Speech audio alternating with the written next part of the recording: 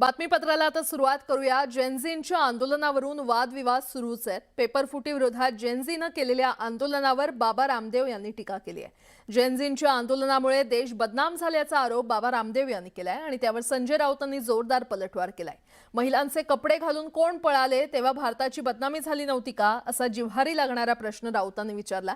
तर पतंजलीच्या गुणवत्तेवर लक्ष द्या असा सल्ला सीजेपीच्या अभिजित दिपके यांनी दिलाय।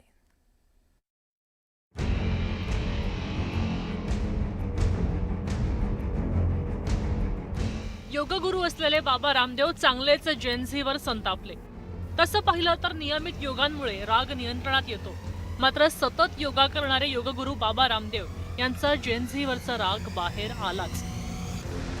पेपरफुटीमुळे संतप्त झालेल्या जेनझीचं धर्मेंद्र प्रधान यांच्या राजीनाम्यासाठी जंतर मंतरसह देशभरात त्यांनी आंदोलन केलं। त्या आंदोलनामध्ये जेनझीनं लक्षवेधी पोस्टर्स तयार केले, इंस्टाग्रामवर अभिनव अशा रील्स टाकल्या। मात्र काही जेनझींची भाषा चुकीची होती।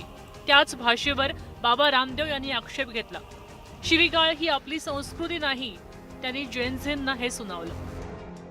पिछले दोनों जंतर मंतर पर को जैनजी ने इकट्ठे होकर के भारत को बदनाम किया। गाली गलौच हमारी संस्कृति और हमारी प्रकृति नहीं है। हमने हमेशा बड़ों को आदर दिया है।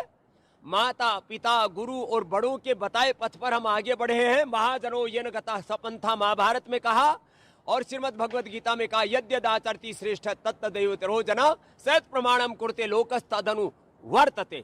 इसलिए अपने बड़ों को आदर दे, गौरव दे, और किसी भी प्रकार से कोई असहमतियां हो तो असहमति को भी डेमोक्रेटिक और संवैधानिक लोकतांत्रिक तरीके से।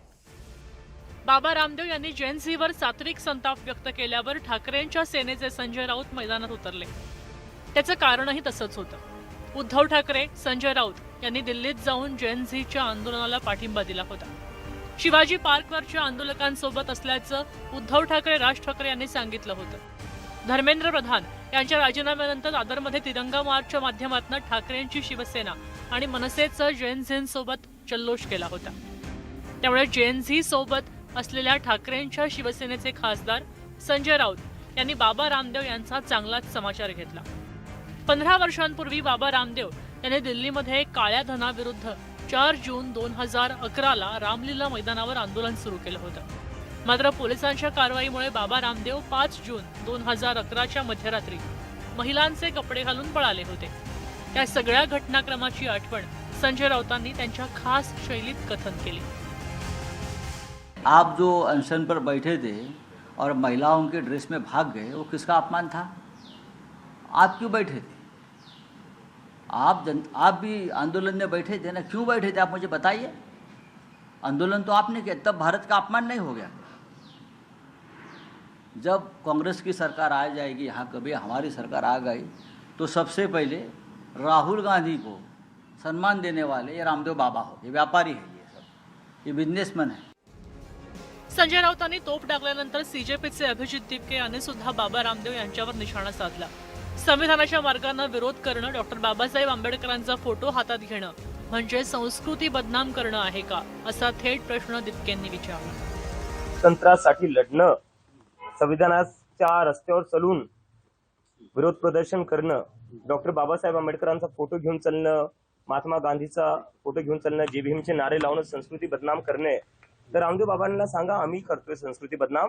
तुम्ही जे पतंजलीचे जे बनवतायत ना प्रोडक्ट्स, ज्याच्यावर सुप्रीम कोर्टी म्हणले की फसवणूक होतीये, त्याच्यावर थोडं लक्ष करा। संस्कृती आणि लोकतंत्र आणि देश हा जेनझी मला वाटते बऱ्यापैकी सांभाळून घेऊ शकतो।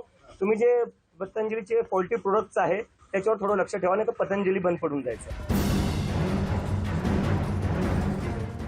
अभिजित दिपके यांनी बाबा रामदेव यांच्यावर प्रश्नांच्या फैरी टाकल्या।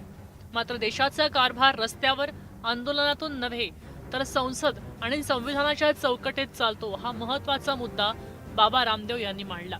जर तेव्हा युवकांचा आवाज ऐकला जात नाही, युवकांसोबत संवाद साधला जात नाही, तेव्हा आंदोलन करावं लागतं, असं सीजेपीकडनं सुनावलं गेलं।